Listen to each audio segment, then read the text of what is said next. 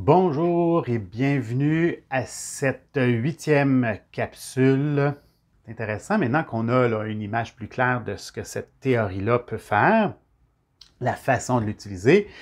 Là, il devient intéressant de l'utiliser pour moi personnellement. Donc, aujourd'hui, on va regarder mes besoins spécifiques. Donc là, moi, c'est une notion que j'avais commencé à parler dès la dernière capsule, mais maintenant, ça va être intéressant de voir, OK, quels sont mes besoins spécifiques, c'est-à-dire quelle couleur prennent ces besoins fondamentaux-là dans ma vie, comment je peux les nommer, les identifier, les ressentir, et ensuite, j'aurai à les intégrer dans cette théorie-là pour peut-être discerner mes besoins de mes désirs.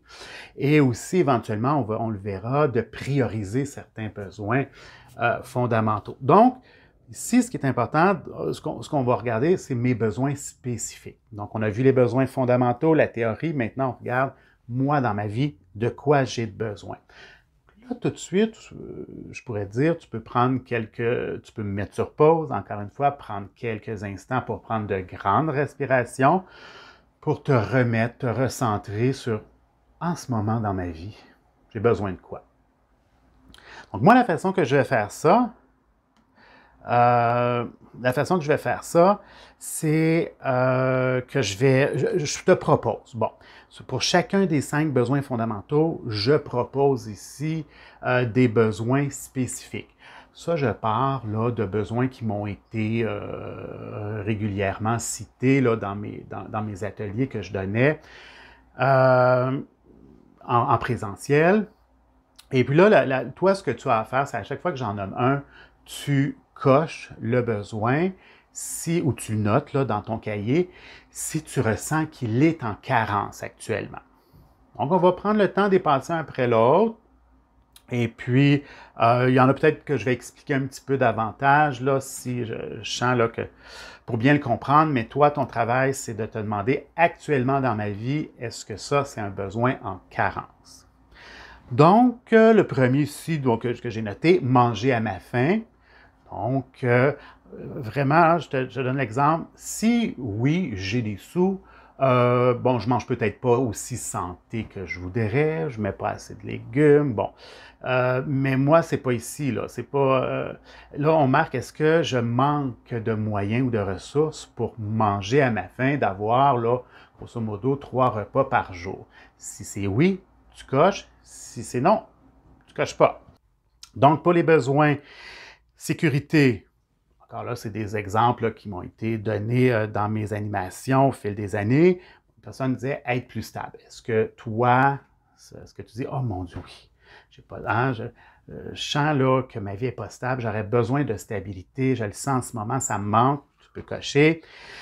On poursuit avec les besoins d'amour et d'appartenance, dire qui je suis vraiment, car là, dans le besoin d'amour et d'appartenance, là, on le voit avec certains des exemples de besoins ici, c'est essentiel d'avoir donc ce besoin, le besoin de sécurité, d'avoir une intégrité psychique et affective assez stable pour être en mesure de m'ouvrir réellement dans qui je suis vraiment.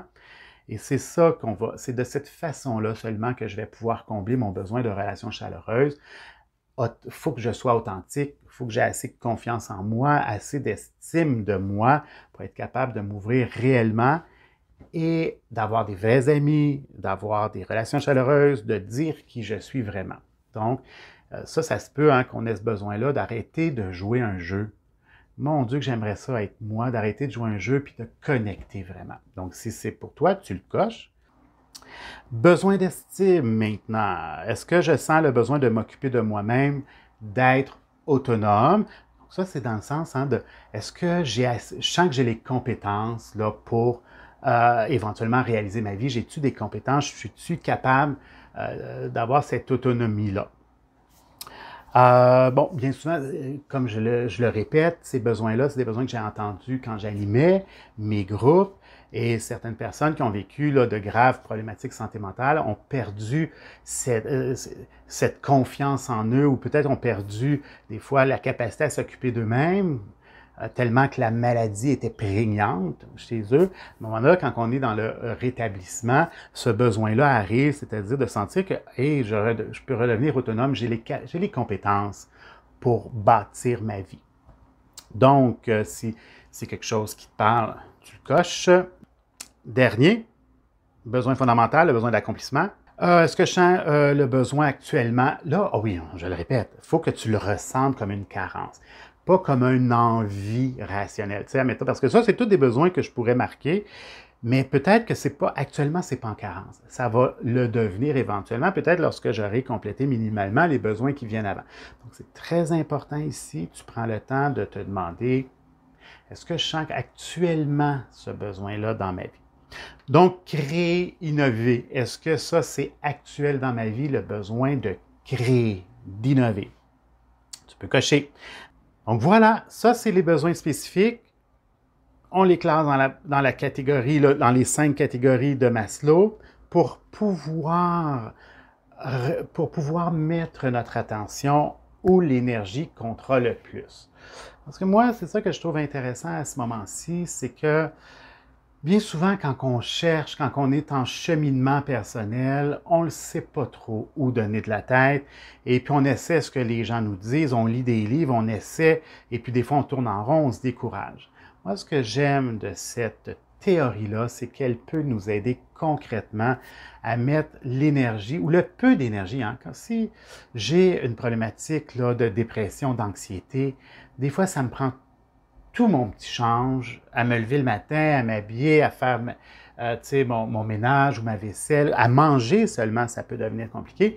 Donc là, on regarde quel est le besoin qui est le plus en carence, que je dois combler minimalement pour que je puisse éventuellement rebâtir, reconstruire ma pyramide pour qu'elle se tienne. Voilà.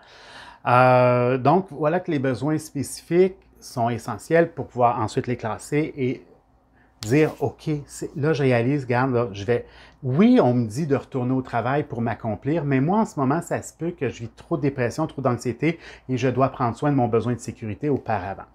Et ça, je l'ai vu régulièrement, des gens, tu sais, qui se disent, oh, je vais retourner travailler, tout va s'arranger. Mais si, là, mon besoin de sécurité n'est pas minimalement comblé, retourner au travail va demander une pression, va demander énormément d'énergie et j'ai régulièrement vu des personnes qui avait fait un burn-out, un épuisement professionnel, après quelques semaines seulement, de retomber, puis peut-être encore plus sévèrement. Puis là, c'est ça qui est intéressant avec la pyramide de Maslow. Elle me dit, c'est où est ma carence principale et je mettrai l'énergie que j'ai à combler cette partie-là de ma vie. Donc, ça me donne vraiment une direction pour pouvoir agir d'une façon peut-être plus efficace. Voilà, donc ça met fin à cette capsule-là. J'espère que ça a été intéressant pour toi, que ça sera utile dans ta vie.